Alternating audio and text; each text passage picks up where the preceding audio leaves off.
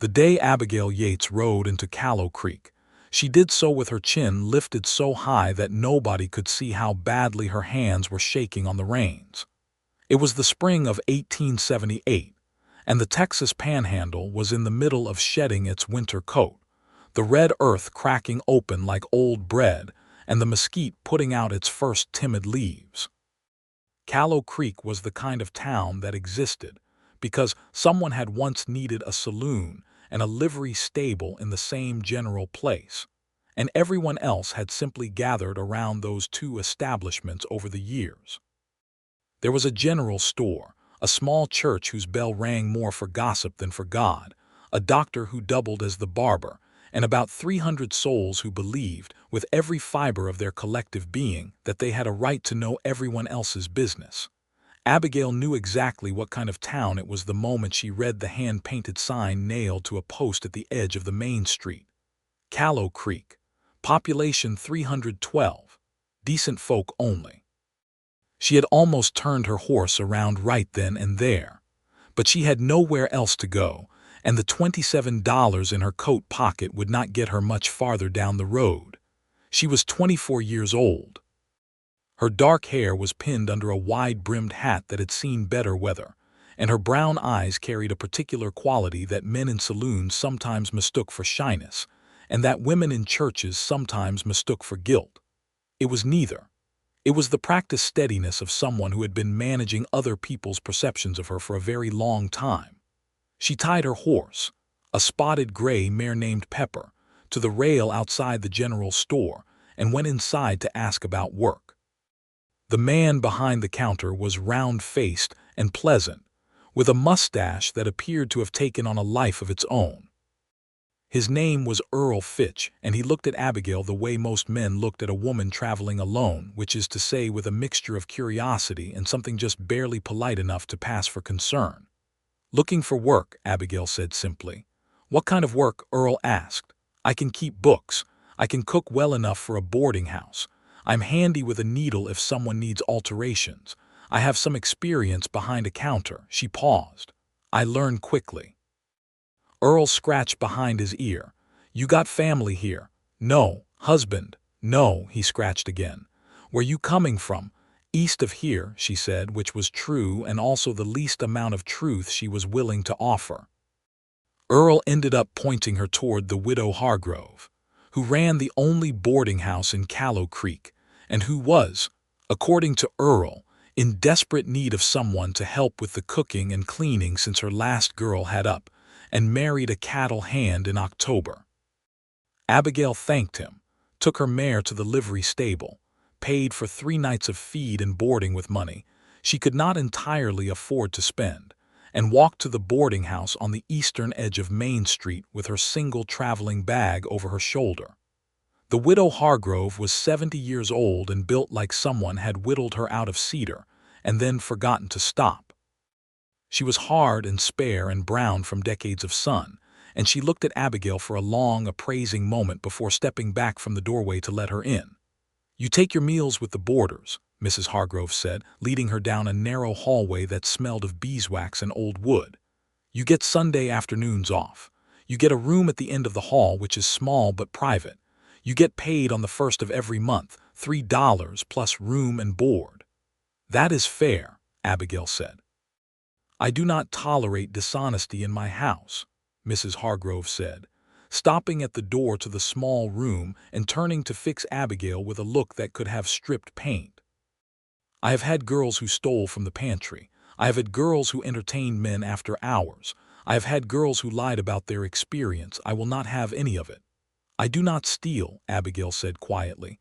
"I do not entertain men after hours, and I told you exactly what I can and cannot do." Mrs. Hargrove studied her for another moment, then pushed open the door. "Supper is at 6. Breakfast is at 6:30 in the morning. You start tomorrow." Abigail set her bag down on the narrow bed and looked around the small room. There was a window that faced the backyard, where 3 hens were doing serious business with the dirt. There was a washstand and a small mirror above it. There was a hook on the wall for her coat and hat. It was the most private space she had occupied in 8 months, and for a moment the tight thing she kept coiled in her chest loosened, just a fraction, enough that she had to press her fingers against her sternum to hold herself together. She sat down on the edge of the bed and allowed herself exactly 30 seconds to feel everything she was feeling. Then she stood up, unpacked her bag, washed her face with the water from the pitcher on the washstand, and went to learn where Mrs. Hargrove kept the breakfast things. The boarding house had 4 regular boarders at that time. There was Mr. Dunphy, a surveyor who was mapping land for the railroad and who ate in silence and retired early. There was the Garfield brothers, Dale and Thomas, who worked at the mill a mile outside of town, and who argued constantly about everything from politics to the proper way to shoe a horse. And there was Stephen Ellsworth. Abigail met him at supper that first night, when she came out of the kitchen carrying a pot of beef stew, and found 4 men already seated at the long table in the dining room. He was at the far end, and she noticed him last because he was the quietest. He was perhaps 30 years old, lean in the way of men who work hard and forget to sit still long enough to eat a full meal. His hair was the color of dark wheat and slightly too long, curling at the collar of his shirt, which was clean but had been mended in at least 2 places she could see from across the table. He had the kind of face that was not exactly handsome in any conventional way, but was the sort of face you kept wanting to look at because every expression that crossed it seemed entirely genuine. He looked up when she came in and said, "Good evening," in a voice that was low and unhurried, the way a man speaks when he is not trying to impress anyone. "Good evening," she said, and set the stew on the table. That was all. She went back to the kitchen, brought out the bread and the butter and a pitcher of water, and then ate her own supper standing at the kitchen counter as Mrs. Hargrove had suggested she do until she got used to the rhythms of the household. She told herself she was not listening to the voices at the dining table, and she almost believed herself.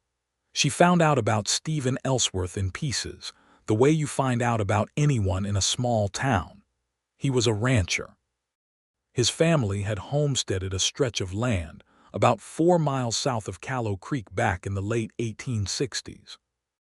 His father had died 2 years prior and his mother the year before that, and Stephen had been running the ranch alone since then. He stayed at the boarding house 2 nights a week, usually Tuesday and Wednesday, because he came into town on those days to deal with supplies and the bank and the various other business that kept a small ranch operational.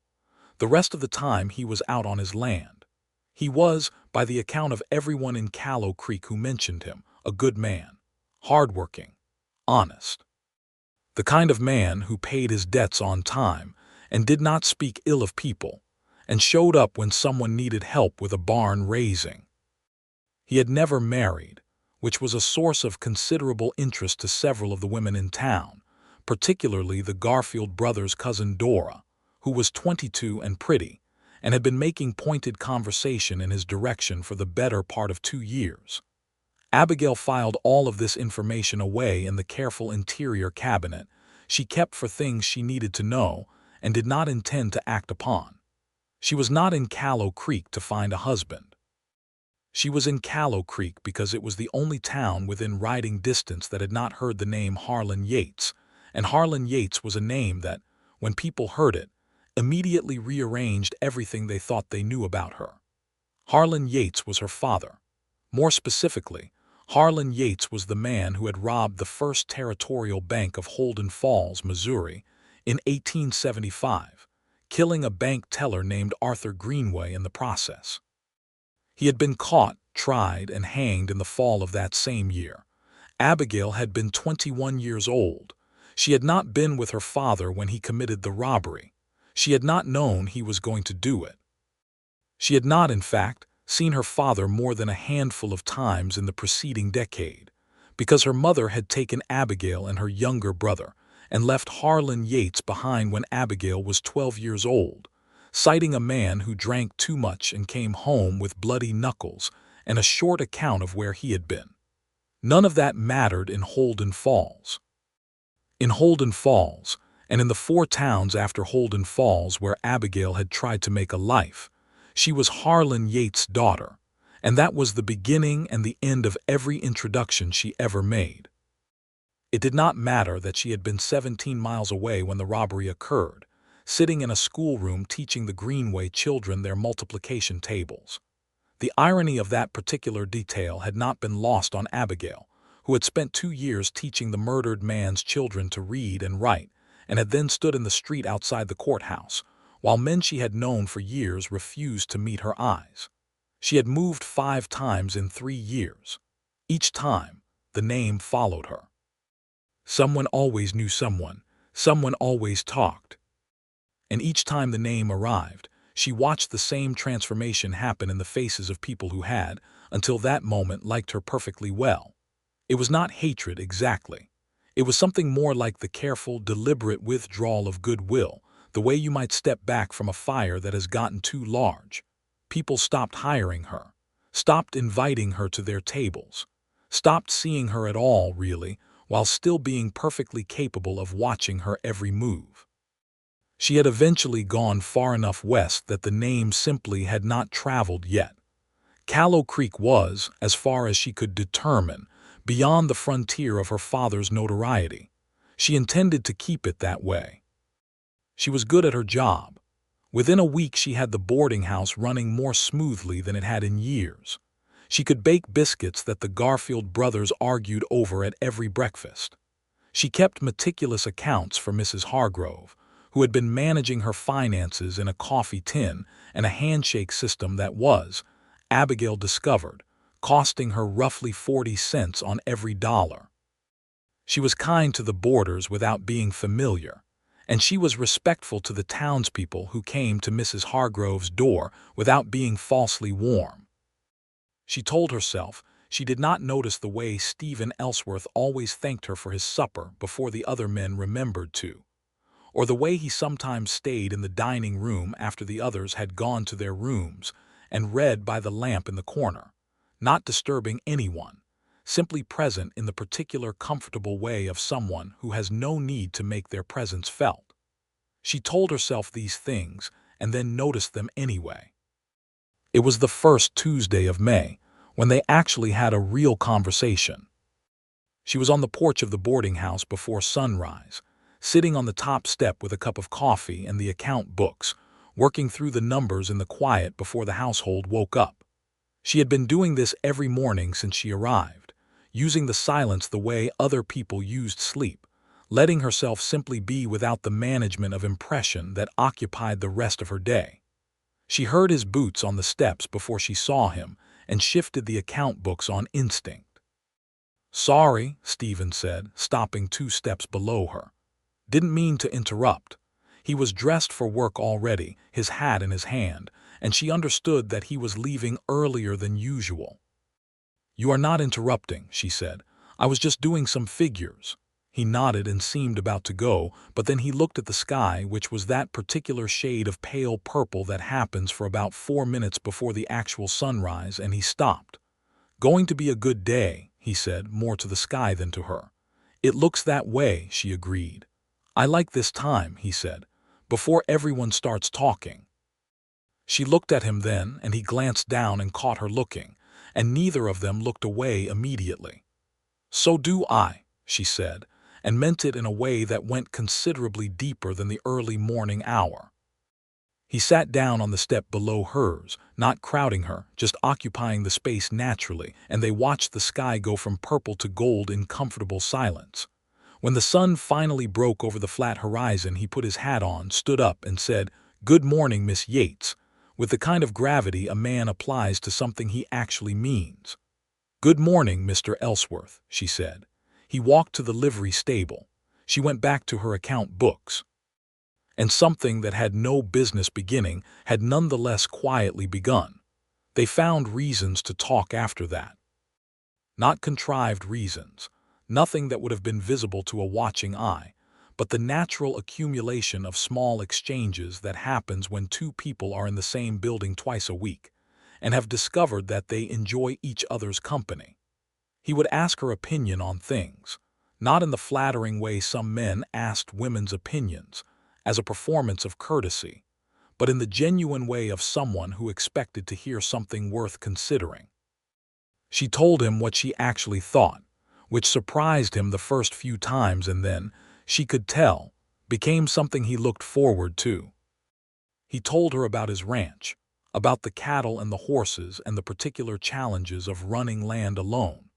She listened the way she listened to everything, carefully and completely, and asked questions that showed she had been paying attention.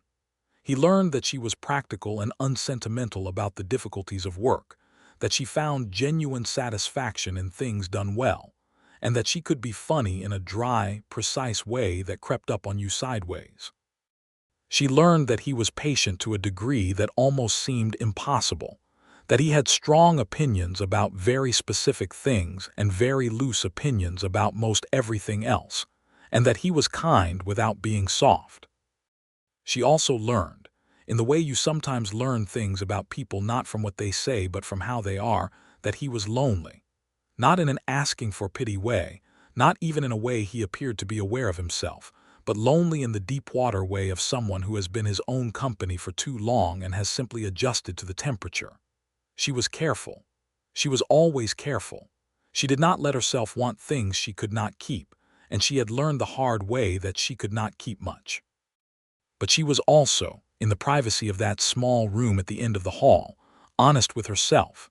And what she was honest about was that Stephen Ellsworth was the first person in 3 years who had made her feel like a person, rather than a liability. It was the 3rd week of May when Dora Garfield decided that Abigail was a problem. Dora was not a malicious girl, exactly, but she was a girl who had wanted something for a long time, and had begun to notice that Abigail was in the way of it. She came to the boarding house on the pretext of visiting her cousins, and stayed for supper uninvited, which Mrs. Hargrove allowed with the thin-lipped graciousness of a woman who understood social architecture. Dora sat herself next to Stephen at the table and talked through the entire meal in the animated, musical way of a woman who has rehearsed being charming, and Stephen was polite to her in a manner that was identical to how he was polite to everyone, which did not appear to satisfy Dora in the slightest. Afterward, while Abigail was clearing the table, Dora appeared in the kitchen doorway. "You are from back east." Dora said. "I have traveled," Abigail said, stacking plates. "Alone, yes." Dora's expression arranged itself into something that was trying to be sympathetic. "That must have been very hard. A woman alone, no family to speak of." "I manage well enough," Abigail said. "Of course you do," Dora said in the tone people use when they mean the opposite. "It just seems so unusual. A young woman, no husband, no family nearby, just traveling from place to place." She paused. "Makes you wonder what someone might be running from." Abigail set a plate down with more care than the comment deserved. She looked at Dora directly. "Or running toward," she said. "Good evening, Miss Garfield." Dora went back to the dining room, and Abigail stood at the sink for a moment with her hands in the hot water, feeling the particular, practiced steadiness she applied to moments like this one. She was not afraid of Dora Garfield. She was afraid of what Dora Garfield represented, which was the way small towns worked. One question led to another. One letter of inquiry to a county clerk's office or a newspaper in the right city, and the name would arrive in Callow Creek the same way it had arrived in every other town, quietly at first, and then all at once. She had known this risk when she came here. She had decided the risk was acceptable because the alternative was to stop existing in any meaningful way, and she was not prepared to do that. But Dora's pointed questions sat in her stomach for the rest of the evening like a stone she could not pass. It was Stephen who, without knowing it, gave her the worst night of the first month. He came back late on a Wednesday evening in early June, after she had already done the washing up and was sitting at the kitchen table with a cup of tea and a letter she was writing to her brother Thomas, who was in Kansas City, and who was the only person in the world who knew her whole story. She heard Stephen come in, heard him stop in the hallway, and then heard his voice through the half-open kitchen door. "Mrs. Hargrove, I had a letter today from a fellow I know over in Amarillo. He mentioned that there was a woman named Yates working in a boarding house somewhere in this part of the country. Asked if I'd heard of her." Abigail went completely still. "Is that so?" said Mrs. Hargrove's voice, already sharp with interest. He said he didn't know her personally, but that he'd heard the name connected to something unpleasant from a few years back. Missouri, he thought. There was a silence. Then Mrs. Hargrove said, "Well, I shall certainly look into it." "I didn't want to say anything until I was sure," Stephen said, "but I thought you should know the question had been asked." "Thank you, Mr. Ellsworth. I appreciate a man who is forthcoming." Abigail heard footsteps go toward the parlor. She sat at the kitchen table and did not move for a long time, her tea going cold, the letter to Thomas lying half-finished on the table in front of her, and she felt the familiar, terrible sensation of everything closing in again. She had been here 6 weeks. She had thought she had more time. She could leave. She could pack her bag tonight and be on Pepper and Gone before dawn, and Callow Creek would simply be another entry in the long list of places that had not worked out. She thought about it seriously, practically, the way she had thought about it in every other town. She counted her money. She thought about the road west, and what was past it, and whether she was strong enough to start over again in another strange place with another false start and another set of careful managed impressions. And then she thought about that morning on the porch, the purple sky going gold, and a man who had said he liked the time before everyone started talking. She folded the letter to Thomas, put it in her pocket, and went to bed. She did not sleep well, but she stayed. The next morning Mrs. Hargrove said nothing to her. The morning after that, nothing. A week passed, and then 2, and Abigail began to think that perhaps the letter from Amarillo had been less specific than she feared, or that Mrs. Hargrove had not been able to find anything definitive, or that the old woman had decided the question was not worth pursuing for reasons of her own. She did not relax, because she never fully relaxed, but she let herself breathe a little more normally. What she did not know, and would not know until later, was that Stephen Ellsworth had never actually had any such letter. He had heard a rumor in the Callow Creek feed store, from a man named Clemson who drank too much and talked even more, that someone had been asking questions about a woman named Yates in the surrounding counties. Stephen had decided to bring this information directly to Mrs. Hargrove, believing it was the responsible thing to do, and believing also that Mrs. Hargrove was a discreet woman who would handle things sensibly. He felt, in the 2 weeks that followed, a persistent and increasing discomfort about this. Not because he believed Abigail had done anything wrong, specifically, but because he had done something about her without knowing her side of anything, and this bothered him in the way that poorly done work bothered him, with a low, constant nagging that he could not ignore. He found his opportunity on a Tuesday evening in late June, after supper, when the Garfield brothers had gone out, and Mr. Dunphy had retired and Mrs. Hargrove was in her room. Abigail was wiping down the dining table, and he was in the doorway with his hat in his hands, turning it by the brim in the slow, deliberate way of a man preparing to say something he has not yet fully worked out. "Miss Yates," he said. She looked up. Something in his face made her stop wiping the table. "I owe you an apology," he said, "and I think I may also owe you an explanation." She straightened up and held the cloth in both hands, watching him with the careful, measuring look she gave to things that might be about to hurt her. He told her what he had done, all of it, plainly and without softening any of it. He told her about the man named Clemson, about what he had heard, about bringing it to Mrs. Hargrove, about the 2 weeks he had spent feeling wrong about it.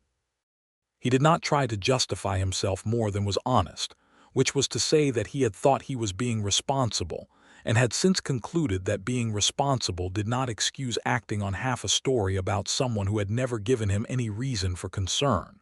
When he finished, the dining room was very quiet. "I see," Abigail said. "I wanted you to know," he said, "because I think it is your business to know. And because I think it was wrong of me to do it without knowing anything about you or your circumstances." She looked at him for a long moment.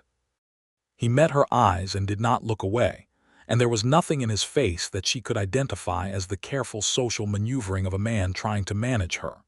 He looked uncomfortable and honest and genuinely sorry, And these were 3 things she was not accustomed to seeing on the face of anyone who had just delivered news like this. She made the decision the way she made all her decisions, quickly and completely, with both hands, the way you have to jump a fence rather than step over it. "Harlan Yates was my father," she said. Stephen was quiet. "He robbed a bank in Missouri in 1875. He killed a man named Arthur Greenway, who was a teller. He was caught and tried and hanged the same year." She spoke flatly, the way you speak facts you have said so many times they have worn smooth. "I was not with him. I did not know he was going to do it. I had not seen him more than twice since I was 12 years old. I was teaching school 17 miles away when it happened, teaching Arthur Greenway's children." She paused. That last part is the detail that makes the whole thing the worst kind of irony. Stephen was still quiet, but he was listening in the way she had come to understand he listened, completely and without preparing his response while she was still talking. "After he was caught, the town I was in decided that his blood was in me somewhere and that I was therefore not to be trusted. I moved. The name followed me. I moved again. The name followed me again. I have moved 5 times in 3 years." She looked down at the cloth in her hands, then back up at him. "I came here because it is far enough west that no one had heard of it yet. I was not going to tell anyone. I am aware that there are people in this town who would make it impossible for me to stay if they knew, and I cannot afford to move again. I have $23 and a mare and the things I can carry in a bag, and I am very tired." She stopped talking. The silence in the room was the kind that comes after something large has been set down. Stephen turned his hat in his hands once more. Then he put it on the table beside him and looked at her, and his expression was entirely clear and entirely unambiguous. "I am not interested in destroying you, Miss Yates," he said. She blinked. It was not what she had expected. She was not sure what she had expected. Exactly. Some version of the familiar retreat, perhaps, or the careful withdrawal of goodwill she had watched happen so many times. What she had not expected was the particular quiet authority of those words, delivered without drama or performance, as a simple statement of fact. "Your father's choices are not your choices," he said. "His crimes are not your crimes. I do not know how a person comes to believe otherwise, but I suspect they are mostly people who have never examined their beliefs very carefully." He paused. "Mrs. Hargrove has not found anything specific as far as I know. She may ask you directly. If she does, I think you should tell her what you told me. She is a harder woman than most people credit her for being, and she is not the type to punish someone for someone else's sins." He picked up his hat from the table. "That is my opinion for what it is worth. I am sorry I brought it to her before I knew anything worth bringing." He went to bed. She stood in the dining room for a while longer, holding the cloth, with the strange and slightly dizzy sensation of someone who has braced for an impact that did not come. She did not sleep that night either, but for entirely different reasons. 2 days later, Mrs. Hargrove appeared in the kitchen doorway while Abigail was making bread and said, without preamble, "I have been hearing some things." Abigail put down the dough and dried her hands on her apron and told Mrs. Hargrove the same thing she had told Stephen. She was shorter on the details this time, because Mrs. Hargrove was not a woman who needed a great deal of context to reach a conclusion. She told her the essential facts: the father, the robbery, the hanging, her own whereabouts, and the subsequent years of managed flight. Mrs. Hargrove listened without interruption. When Abigail finished, the old woman was quiet for a moment, and then she said, "My father was a drunkard and a cheat. My brother spent 4 years in a federal prison for cattle theft. I have been neither of those things." She picked up her cup of coffee from the counter and looked at Abigail steadily. "You make good biscuits and you keep honest accounts, and you have not stolen a thing from this house. You may stay as long as you like, and if anyone in this town gives you trouble about your father's crimes, they may take it up with me." Abigail felt something happen in her chest that she had not felt in such a long time. She had almost forgotten it was a physical sensation. It was relief that went all the way down to the bone. "Thank you, Mrs. Hargrove," she said very quietly. "Do not thank me," Mrs. Hargrove said. "Just make sure those biscuits are ready before 7. Stephen found out about this exchange from Mrs. Hargrove herself, who told him with the brisk satisfaction of a woman who has resolved something. He nodded and said he was glad, and then went out to tend to his business in town, and spent the better part of the afternoon thinking about Abigail Yates and the way she had stood in the dining room and told him the truth as though she were handing him something heavy and breakable, and fully expected him to drop it. He had not dropped it. He was not certain she knew that yet. Through the long, hot summer of 1878, Stephen Ellsworth and Abigail Yates fell in love the way things grow in dry country, slowly and deep, and without much apparent surface activity, rooted long before there was any visible evidence of it. He brought her things. Nothing extravagant, because he was not an extravagant man, and she was not a woman who responded to extravagance. He brought her a book he had found at the general store that he thought she would enjoy, and she did.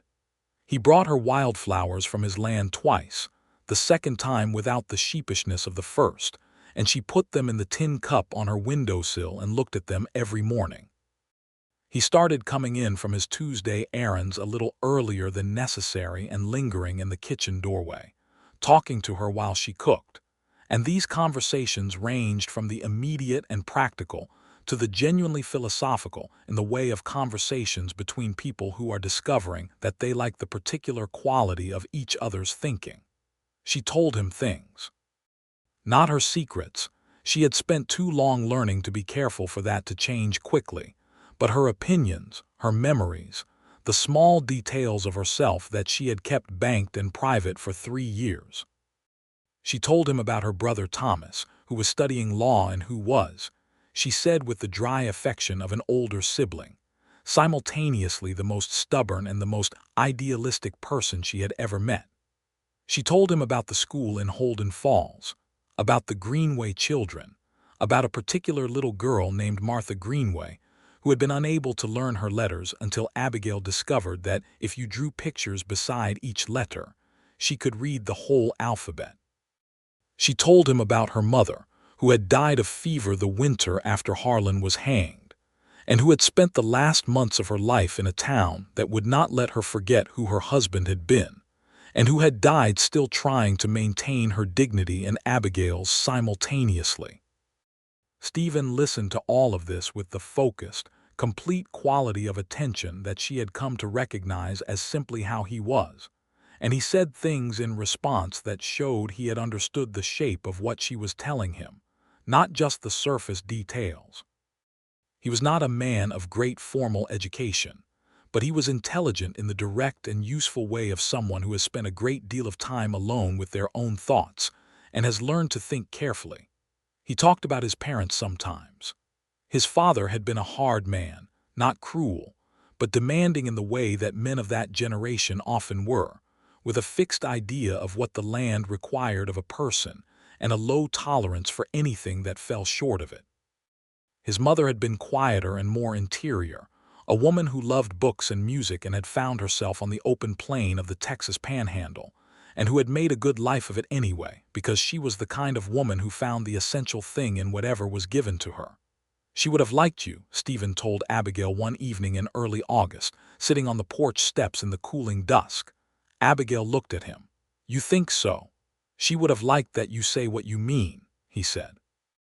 She didn't have much patience for people who dressed everything up in what they thought they were supposed to say. He looked out at the street where the last of the day's traffic was settling into the evening quiet. "I don't either, come to think of it." "I noticed," she said.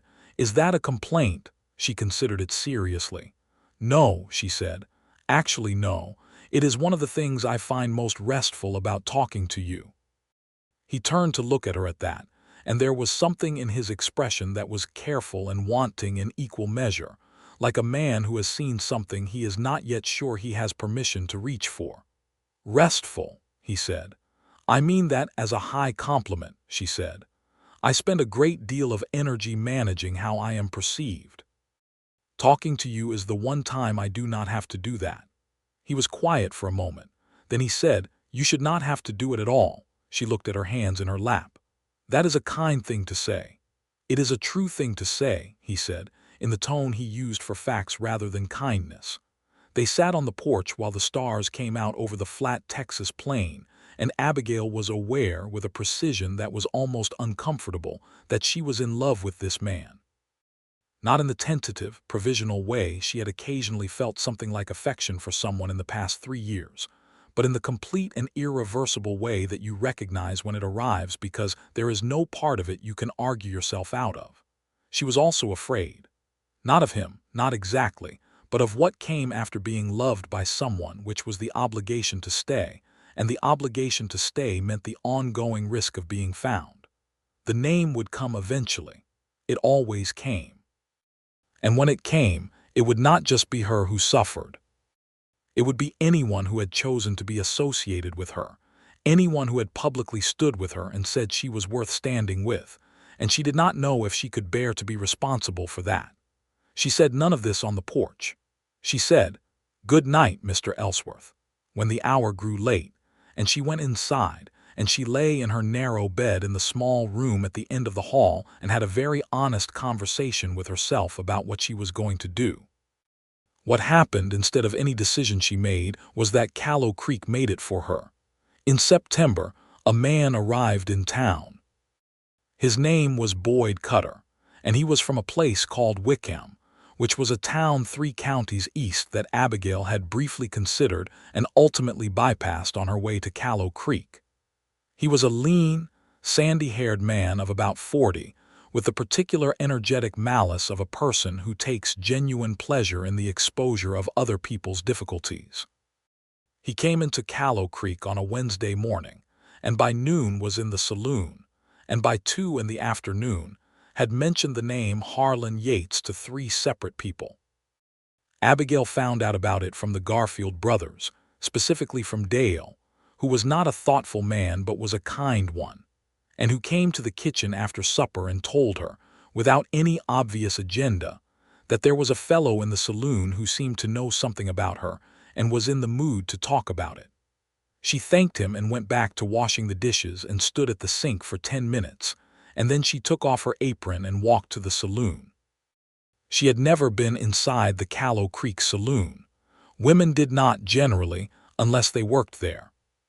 She walked in through the swing doors and stood for a moment while every eye in the room found her, and she was aware of all of them, but she was looking for Boyd Cutter, and she found him at the bar on his 3rd whiskey. He saw her and straightened up with the alert, satisfied look of a man whose prey has walked directly to him. "Miss Yates," he said, loudly enough for the room. "Mr. Cutter," she said. She had never met him, but she had heard his name in the way you hear the names of people who pursue things like this, in the murmured warnings of other women in other towns who had run into him or people like him. "You have been fairly hard to find," he said.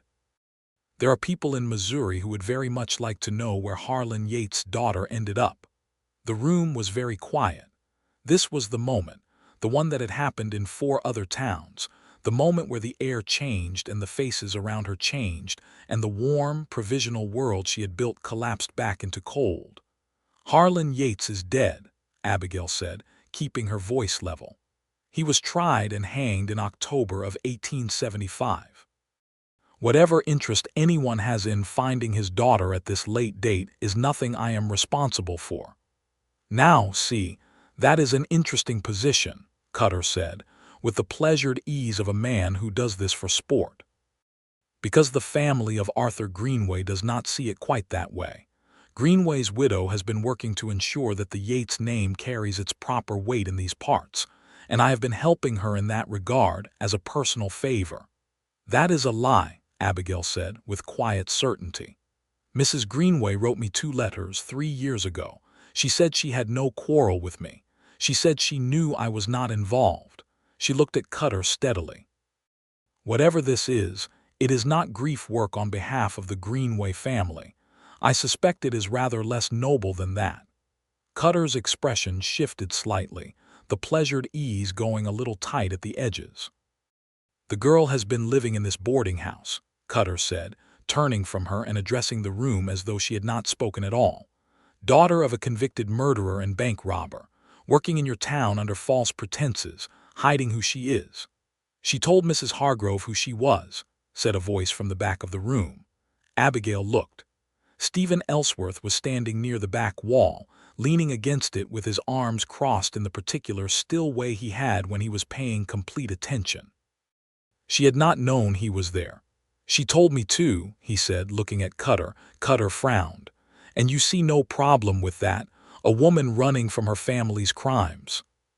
"She is not running from her family's crimes," Stephen said. "She is running from people like you, who want to make her responsible for things she did not do."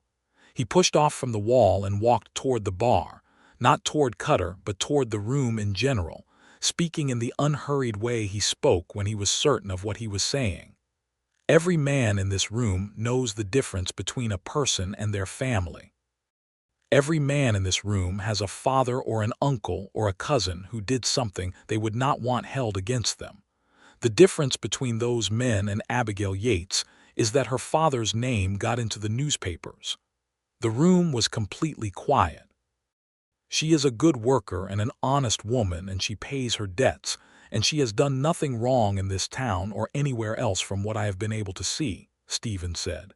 "If you came here to do damage to someone who does not deserve it, I would suggest that Callow Creek is not the place for that kind of business." He was not loud. He was not threatening.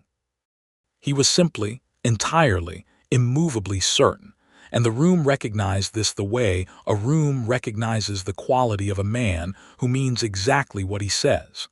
Boyd Cutter looked at the room. The room looked back at him with the collective expression of people who have just decided which side they are on. Earl Fitch behind the bar was studying the counter. Two cattle hands near the window were looking at their drinks. The Garfield brothers' cousin Dora, who had come in with her father and was therefore present for all of this, was looking at Stephen Ellsworth with an expression Abigail could not read. Cutter set down his glass. "Fine town you have here," he said, the kind of parting shot a man makes when he has lost the room. He left through the swing doors without looking back. The saloon remained quiet for a moment. Then conversation resumed, gradually and a little carefully, the way it does after something significant. Stephen crossed the room to where Abigail stood near the door.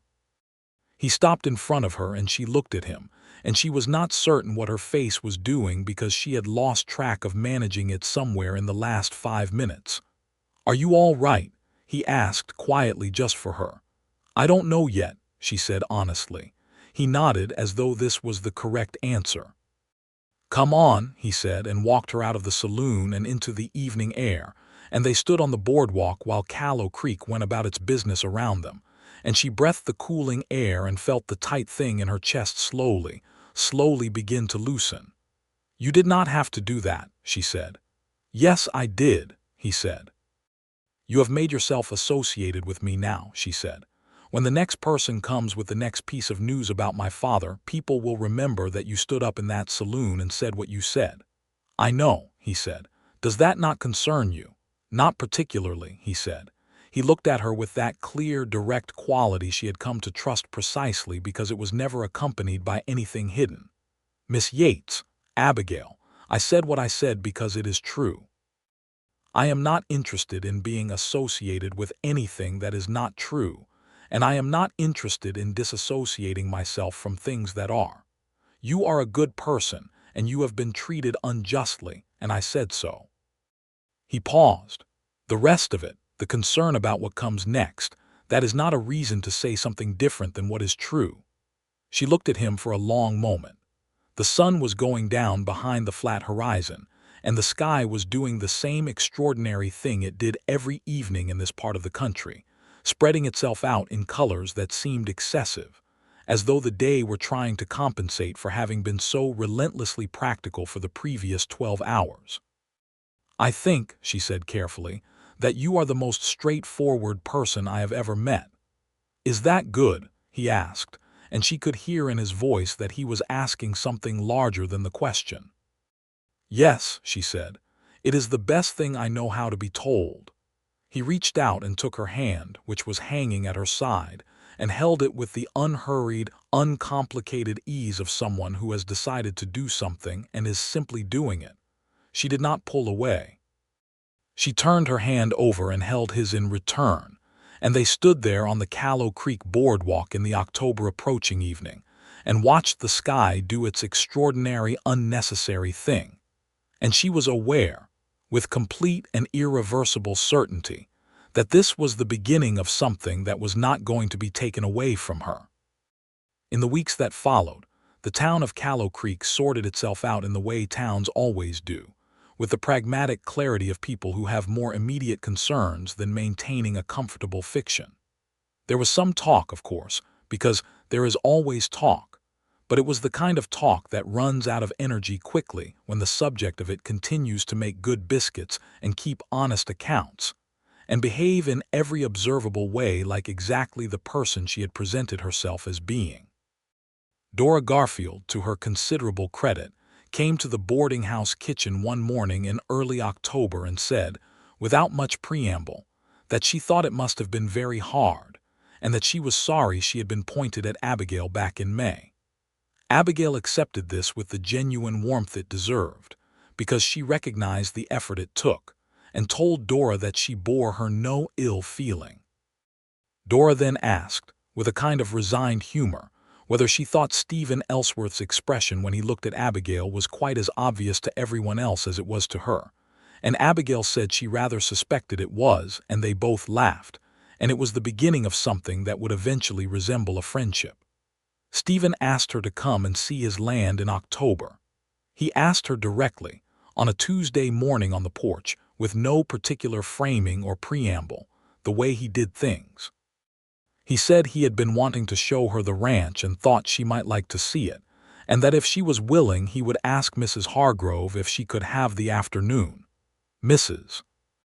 Hargrove, when asked, gave him a look of the kind that functions as both permission and observation, and told Abigail to be back before supper.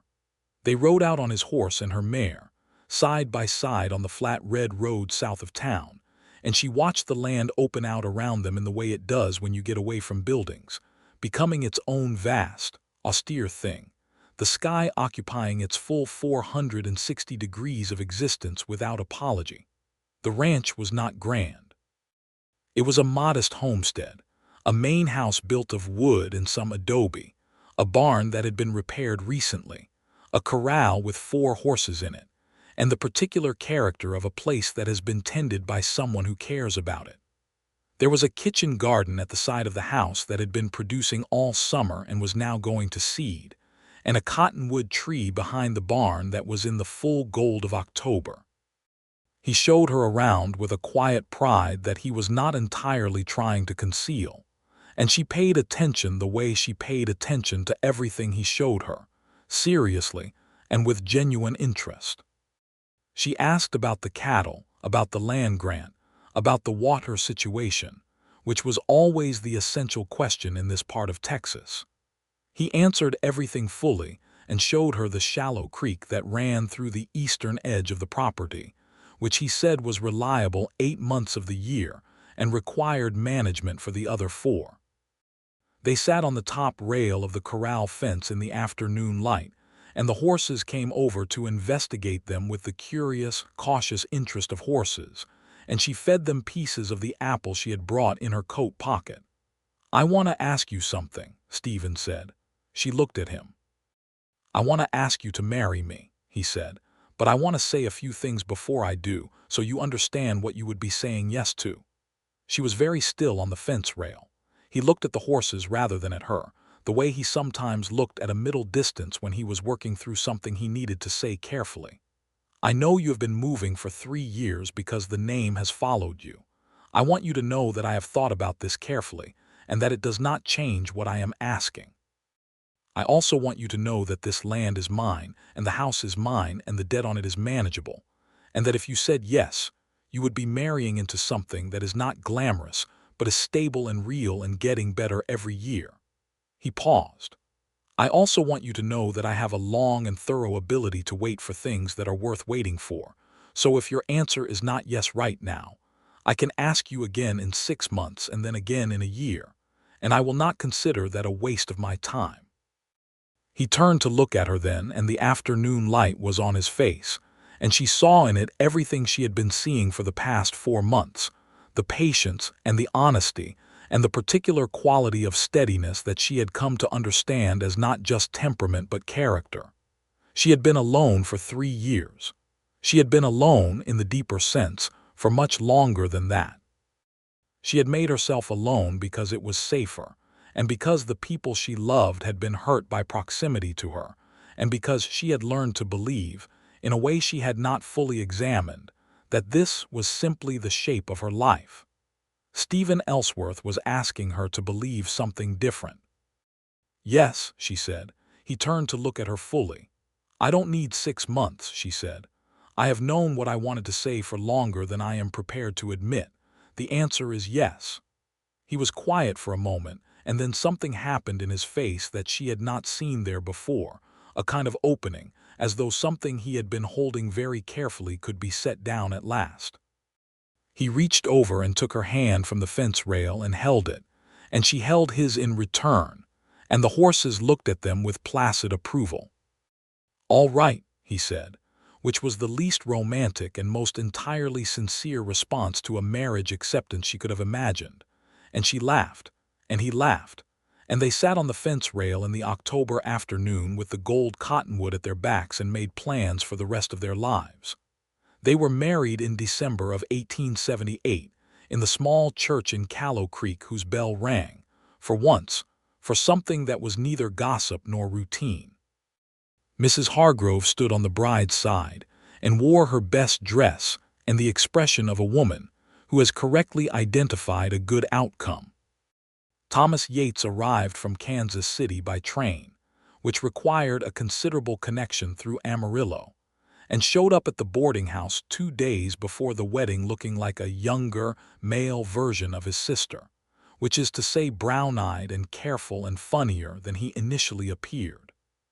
Stephen liked him immediately and without effort, and Thomas took one look at the way Stephen stood next to Abigail, which was close without being possessive and attentive without being performative, and told Abigail privately that he approved more than he had words for. The wedding was small. The entire population of Callow Creek was invited, and most of them came, because Callow Creek was that kind of town, and a wedding was an occasion, and also because by December the opinion of the town had settled firmly into something that resembled collective pride in having recognized a good person. Earl Fitch brought his wife and both of his children.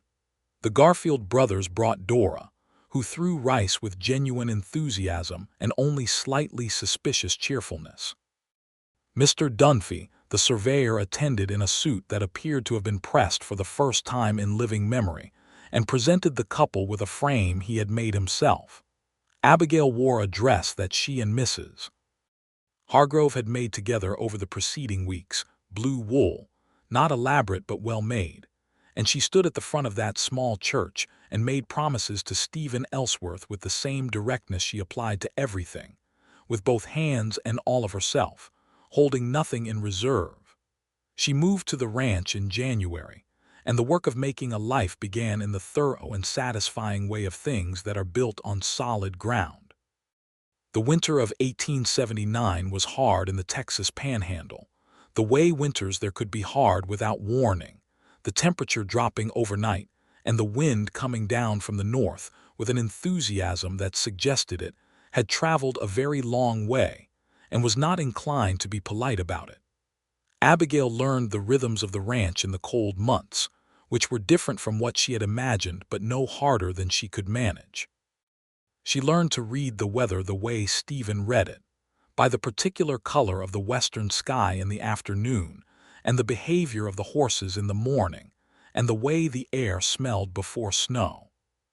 She learned the cattle, all 43 of them, which were not pets but were living creatures with individual personalities that she found herself paying attention to with the same focused interest she paid to everything.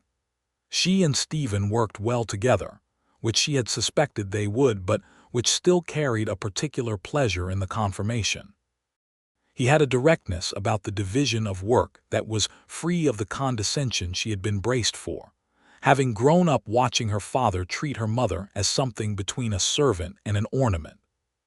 He asked her opinion on things because he wanted her opinion, and when he disagreed with it, he said so plainly and explained why.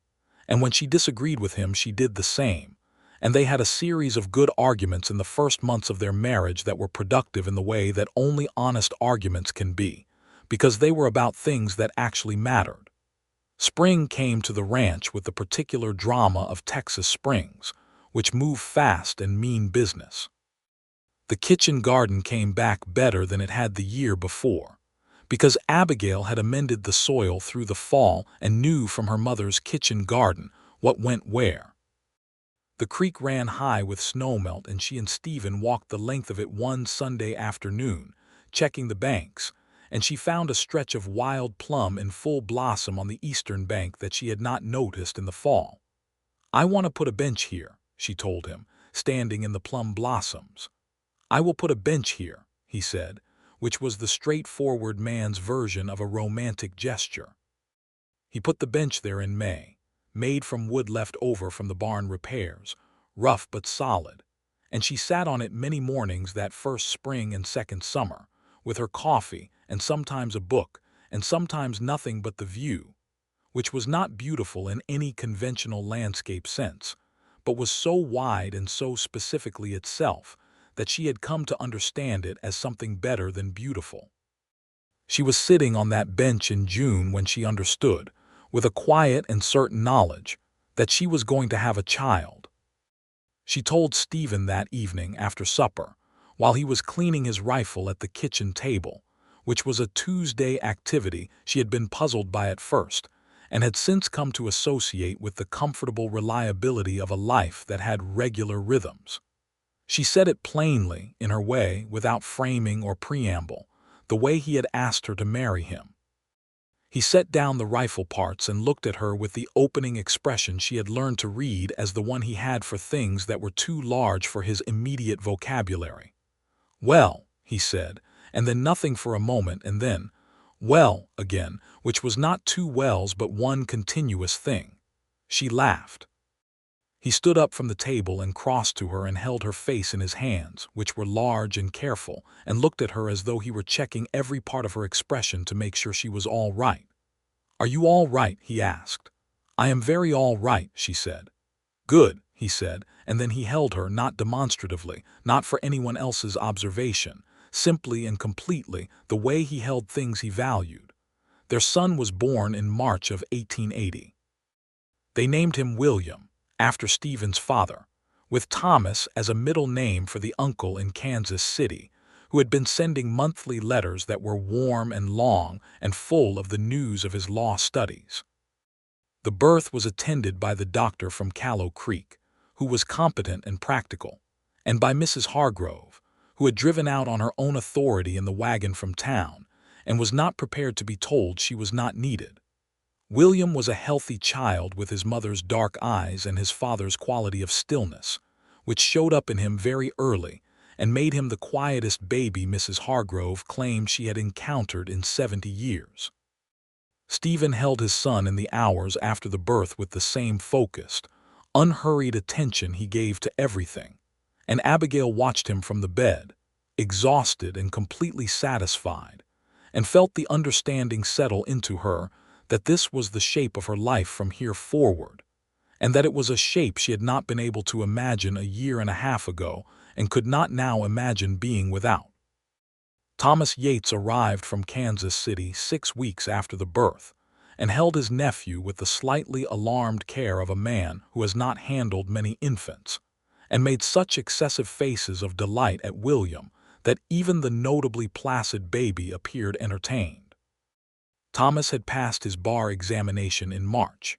He was going to practice law in Kansas City, and was, he told them over supper, currently writing letters to the Missouri state government about the practice of holding family members responsible for the crimes of their relations, particularly in cases where the family member had demonstrably no involvement. He said this in the careful, measured tone of a man who has thought about something for a long time and has decided what to do about it." Stephen looked at him across the table and said, "Good." Abigail did not say anything, because she was looking at her brother and her husband and her son, and what she was feeling did not have a compact expression. Boyd Cutter came back to Callow Creek in the summer of 1880, which was either bold or stupid, and was widely agreed to be both. He came in on a Monday afternoon, and made it as far as the general store before Earl Fitch informed him that he was not welcome in Callow Creek, and that several of the prominent ranchers and businessmen of the town had agreed on this point collectively.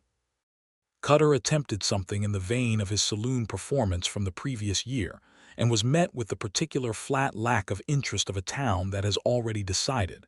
He left before nightfall and did not return. Abigail heard about it from Mrs. Hargrove, who delivered the news with the satisfied brevity of someone reporting an expected outcome. "That," said Mrs. Hargrove, "is the end of that." It was, very largely, the end of that. The name Harlan Yates became, in Callow Creek and in the surrounding country, a name that was connected to Stephen Ellsworth's wife, and therefore not something to be used as a weapon, because Callow Creek had decided that Stephen Ellsworth was not a man you use things against. This was not articulated as a decision.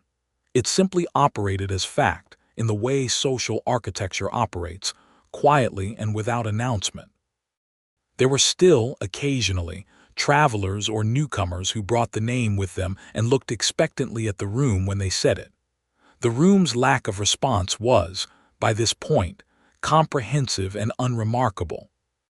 Abigail had stopped bracing for it by the end of 1880, which was the first time in 5 years she had been able to stop bracing for it, and the muscular relief of that was something she noticed every day. The same way you notice the absence of a weight you have been carrying so long you had stopped identifying it as a weight. She wrote to Mrs. Greenway in Missouri in the winter of 1880. It was a letter she had written in her head several times over the preceding years, and had never sent, because there had never been a place stable enough to receive a response. She wrote plainly and without apology, told the woman where she was and who she had married, acknowledged the grief that Arthur Greenway's death had caused, and expressed the sorrow she had carried for it, which was real and had been real since the day she heard the news, and said that she hoped whatever peace was available to Mrs. Greenway in the years ahead would come to her. She said that Boyd Cutter was not acting on the widow's behalf in any honest sense, and that if Mrs. Greenway wished to correspond, she was welcome to write to the address below. Mrs. Greenway wrote back in February of 1881. The letter was 3 pages long and was generous and complicated and honest, the letter of a woman who had been working something through for 5 years and was ready to set a part of it down. She said she had never considered Abigail responsible.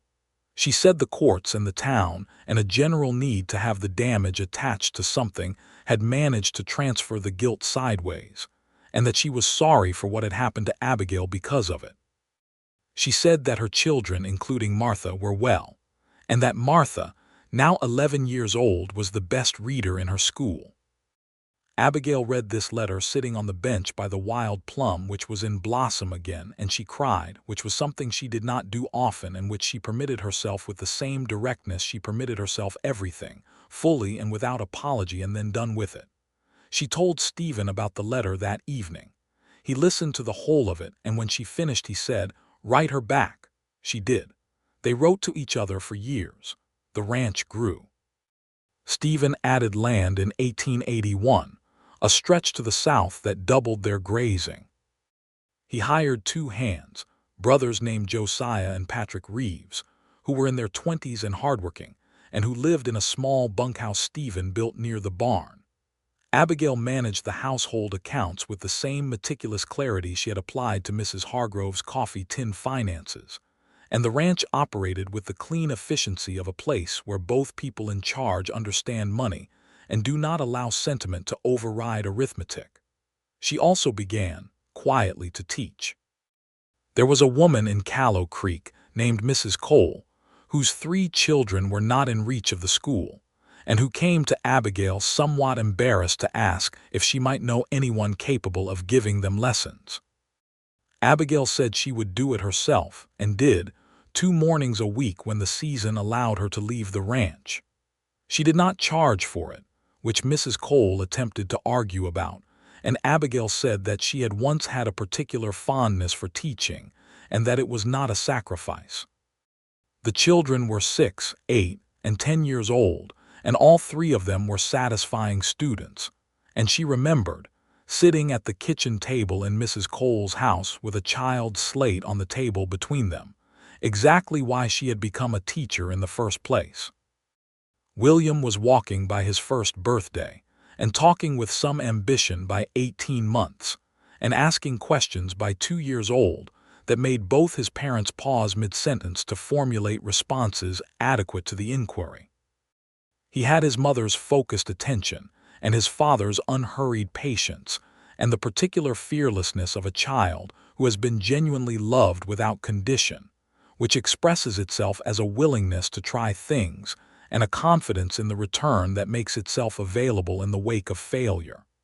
In the spring of 1882, Abigail told Stephen there would be another child. Stephen's response was more fluid the second time, which is to say he said considerably more than 2 wells, and held her for a longer and more articulate period. He had grown, over the 4 years of their marriage, into a man who was more at ease with his own affection, not because the affection had changed, but because he had become less careful about concealing it, having determined over years of evidence that Abigail was not made uncomfortable by it. Their daughter was born in November of 1882, in the same bedroom in the same ranch house, attended again by the Callow Creek doctor and by Mrs. Hargrove, who had made it clear that she intended to attend any birth that occurred under that roof for as long as she was physically capable of making the drive, which, given the apparent intentions of the woman regarding her own longevity, was expected to be a considerable period.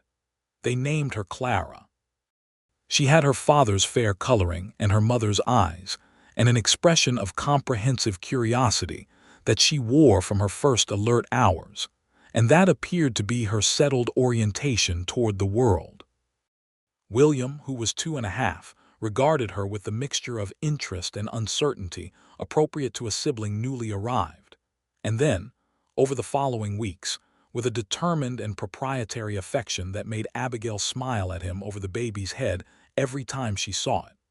Life arranged itself around these 2 children, and the land and the work and the particular texture of a marriage between people who trust each other completely. There were hard seasons and good seasons. There was a drought in 1883 that required careful management and some difficult decisions about the cattle, and a winter afterward that was colder than usual, and during which Stephen developed a cough that worried Abigail considerably until the spring warmth broke it. There was a dispute with a neighboring rancher in 1884 about a stretch of fence line that Stephen managed with the same deliberate and unhurried certainty he brought to everything, and which was eventually resolved in a way that satisfied both parties and left no lingering damage. Josiah Reeves left in 1884 to start a small farm of his own. Patrick stayed, and Stephen hired a third hand, a young man named Gabriel whose family had ranched in the area for a generation, and who knew the land the way people know things they grew up with. Thomas Yates visited each year in the late summer, and each year his visits were longer and his relationship with both children deeper and more particular. William began calling him Uncle Tom with the confiding familiarity of a child for an adult who operates at child level, which Thomas did naturally and without apparent effort. Clara, who from very early showed a preference for people who treated her with intellectual seriousness, engaged Thomas in conversations that were, for a child her age, startlingly specific, and Thomas, who was a good lawyer, met her point for point.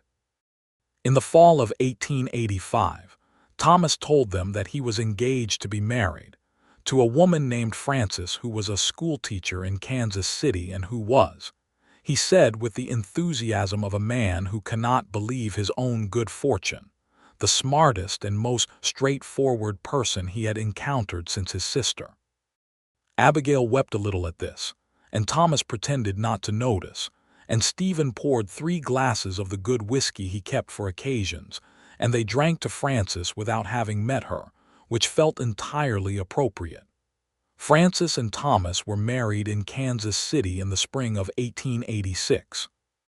Abigail and Stephen attended, taking William and Clara on their first train ride, which William experienced as one of the great events of his 6 years, and Clara experienced as an opportunity to ask questions about steam engines that the conductor appeared genuinely challenged to answer.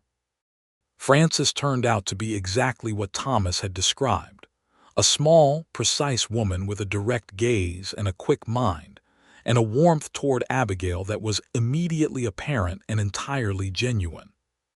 She and Abigail sat together on the evening before the wedding and talked for 3 hours and then looked at each other and acknowledged that they should have met years ago. And the friendship that began that evening was the most uncomplicated and sustaining friendship either of them had as women, which is its own particular kind of gift. Callow Creek changed in the way towns change slowly and then rapidly, which is the reliable rhythm of the frontier. The railroad came in 1887, not a main line but a spur, and with the railroad came new people and a new bank and a new school and the gradual emergence of the town as something with aspirations beyond its original saloon and livery stable origins. Abigail became involved with the new school from its planning stages, attending the town meetings and offering opinions that were taken seriously, because she was the most experienced teacher in the county, and because Stephen Ellsworth's wife's opinions carried a weight in Callow Creek that she had not sought and was still occasionally surprised to find she had. She taught at the school when it opened, not as its permanent teacher, but as the person who organized the curriculum in its first year, and trained the young woman who was officially hired, a girl from Amarillo named Miss Hart who was 20 years old and terrified, and to whom Abigail applied the same patient, practical attention she had always applied to students.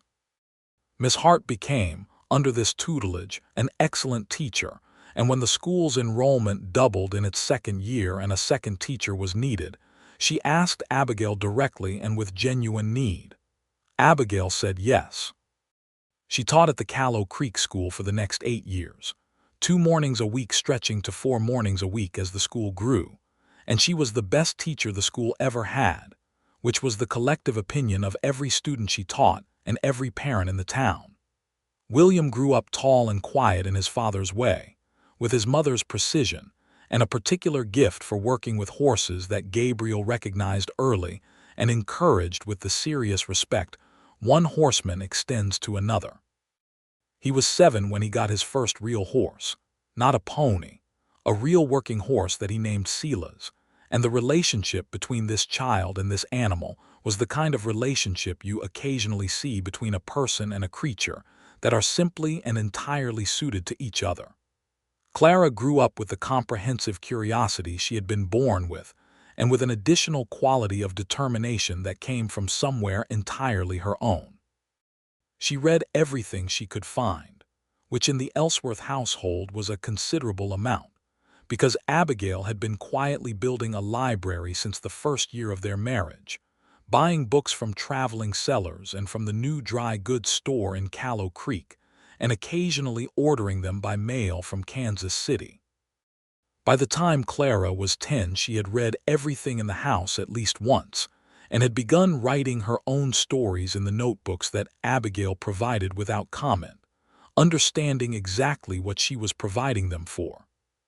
Stephen watched his children grow with the same focused, patient attention he applied to everything he valued, and Abigail watched him do this and felt, regularly and with undiminished frequency, the particular gratitude of someone who knows exactly how different things might have been. She thought about this most clearly on ordinary evenings, not on the occasions you might expect, not on the children's birthdays or the anniversary of the wedding, But on Tuesday evenings when he came home from town and hung his hat on the hook and came to find her wherever she was in the house, just to be in the same room, she thought about the Tuesday morning on the porch of Mrs. Hargrove's boarding house, the purple sky going gold, and a man who had said he liked the time before everyone started talking. In the winter of 1888, Mrs. Hargrove died. She died at 79 years old in her own bed in the boarding house, in the room she had occupied for 40 years, attended by the Callow Creek doctor and by Abigail, who had driven to town when she received word that the old woman was declining and had stayed for the last 3 days. She died on a Tuesday morning, before sunrise, in the quiet Abigail had always associated with her, with that particular absence of fuss that had been the defining quality of her character. She had, it turned out, left the boarding house to Abigail and to no one else, in a will drafted years before with the simple and declarative brevity of someone who has thought it through and is prepared to be direct about it. The will included a note in Mrs. Hargrove's handwriting that said simply, "You are the only person I have known in many years who treats honesty as a complete virtue rather than a convenient one. The house is better off with you than with anyone else I could name." Abigail sat with this note for a long time. They sold the boarding house eventually, not immediately, because it took time to find the right buyer, but when they did they put the money into the ranch and into a small fund for the children's schooling, and that was what Mrs. Hargrove would have considered the correct use of it. The 1890s came in with an expansion of everything. The cattle operation was solidly profitable. The school in Callow Creek had grown into something the town was genuinely proud of, and Abigail's role in it was by this point simply understood as a fact of the town's educational identity. Thomas and Frances had 2 children of their own by 1892, a boy named James and a girl named Ruth, and the 2 families visited each other with the comfortable frequency of people whose lives have grown together rather than apart. William was 12 and already working the ranch in the serious, reliable way of a boy who has grown into the shape of the life around him without needing to be pushed into it. Clara was 10 and writing stories that Abigail read with the combination of maternal pride and genuine critical engagement that Clara had requested, and that Abigail provided honestly, because Clara had specifically said that she did not want to be told her stories were good if they were not good, which was not a request most 10-year-olds made, and which Abigail honored completely. Abigail was 37 years old in 1891, and she stood one evening in October in the kitchen of the ranch house, watching the last of the light go out of the sky through the window above the sink, and she thought about the girl who had ridden into Callow Creek in the spring of 1878 with her chin lifted and her hands shaking and $27 and nowhere else to go. She thought about what that girl had believed about herself, which was that the shape of her life had already been determined by someone else's choices, and that the best she could do was to keep moving ahead of the damage. She thought about how wrong that had been, and how long it had taken her to understand it, and how the understanding had come, finally, not through any grand revelation, but through a man on a porch at sunrise saying he liked the time before everyone started talking. She heard Stephen's boots on the porch steps. The kitchen door opened and he came in, and he looked at her standing at the window in the last light, and he stopped, the same way he had stopped that first morning on the boarding house porch when he had found her with her coffee and her account books in the purple sky. "You all right?" he asked, in the voice he used for genuine questions. "Yes," she said. "I was just thinking." "About what?" She turned from the window and looked at him, this man who had stood in a saloon and said he was not interested in destroying her, who had held her hand on a boardwalk and put a bench by a creek and made room for every part of her story without flinching from any of it. "About how much has happened," she said. "About how different it is from what I thought it was going to be." He crossed the kitchen to where she stood and put his hand along the side of her face in the way he had, the careful and complete way, and looked at her. "Different good?" he asked. "Different extraordinary," she said. He kissed her, not for an audience, just because that was what you did when you were standing in the kitchen in the last of the October light, and the person in front of you was the reason the life made sense. Then William appeared in the doorway looking for supper, and Clara appeared behind him with a question about horses that she had been saving for her father, and the evening came in through the kitchen door with them, and filled the house the way good evenings do, with the noise and the need and the ordinary, irreplaceable fullness of it. They stayed on the Callow Creek land. The ranch grew into the next century with William working it alongside his father and eventually beside his own wife, a young woman named Eloise who came from a ranching family to the north and who had a frank, capable quality that Abigail recognized and approved of immediately. Clara left Callow Creek at 17 to attend a school in San Antonio that her parents had investigated thoroughly and approved, and she wrote letters home every week without fail, long and specific and alive with everything she was learning and thinking, and Abigail kept every one of them. Stephen's hair went gray and then white, and he wore it the same length it had always been, a little too long, curling at the collar. He moved more slowly as the years accumulated, not with diminishment but with the settled ease of a man who no longer has anything to prove to the pace of the world around him, and he worked his land until he was genuinely old, and then sat in the afternoon sun and watched William work it, which appeared to satisfy him in a way that was entirely complete.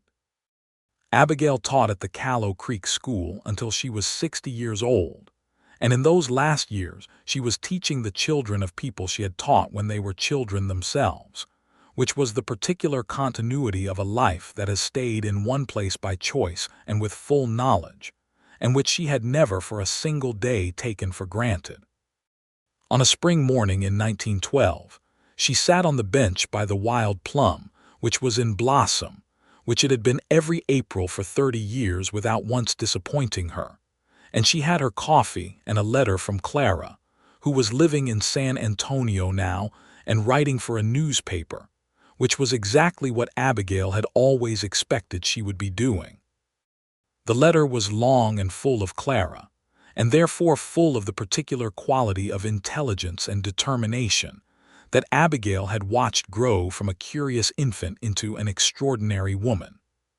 She heard boots on the path from the house and looked up, and Stephen came along the path with his own coffee, moving with the careful deliberateness of a man of 64 who has learned to be respectful of uneven ground. He sat down on the bench beside her, the way he had been sitting down beside her in one form or another for 34 years, and they were quiet together in the wild plum blossoms while the Texas morning did its slow, vast thing. "Letter from Clara," he said.